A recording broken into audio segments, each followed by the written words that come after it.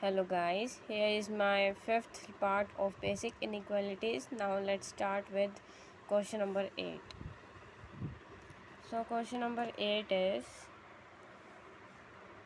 x minus 3 का whole square plus x minus 3 का whole square into x plus 1 is less than equal to 0. इसमें हमें क्या करना है, we have to find the value of x. Okay, तो अब ध्यान से देखो, जो भी हमारे स्क्वायर नंबर्स होते हैं वो सारे क्या होते हैं, पॉजिटिव होते हैं. तो x माइनस 3 का होल स्क्वायर क्या हो जाएगा, पॉजिटिव.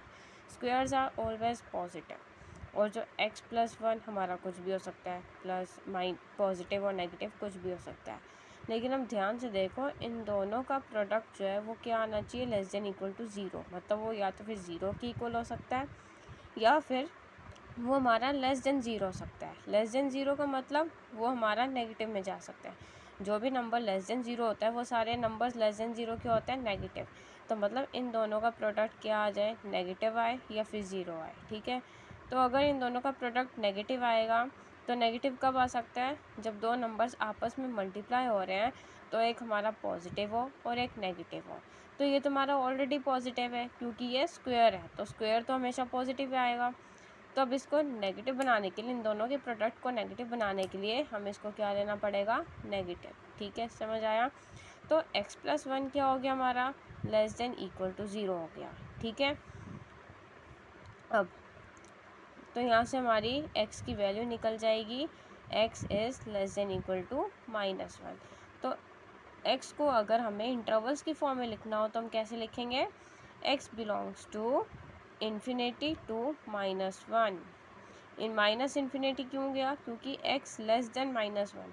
-1 से कम जितने भी नंबर्स होंगे वो सारे क्या होंगे, नेगेटिव होंगे. और नेगेटिव वो कहीं तक भी जा सकते हैं, माइनस इन्फिनिटी तक जा सकते हैं, कोई लिमिट नहीं है. तो इसलिए मैंने यहाँ पे क्या लगा दिया, माइनस इन्फिनिटी. और वो कहाँ तक जा सकते हैं आगे, -1 तक. और -1 क्योंकि आप हमारा यहाँ पे लेस देन और इक्वल टू, तो मतलब इक्वल टू मतलब कि हमारा -1 क्या हो गया, इंक्लूड हो गया. इसलिए यहाँ पे हमारा क्या लग गया, क्लोज ब्रैकेट, और यहाँ पे ओपन. समझ आ गया. Now let's go to the next question, that is question number 9.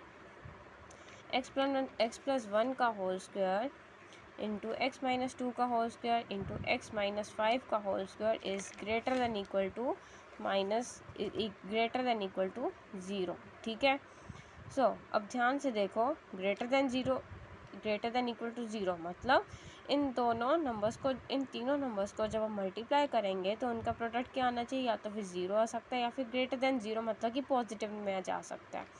इन तीनों का प्रोडक्ट 0 या फिर कोई भी पॉजिटिव नंबर आ सकता है.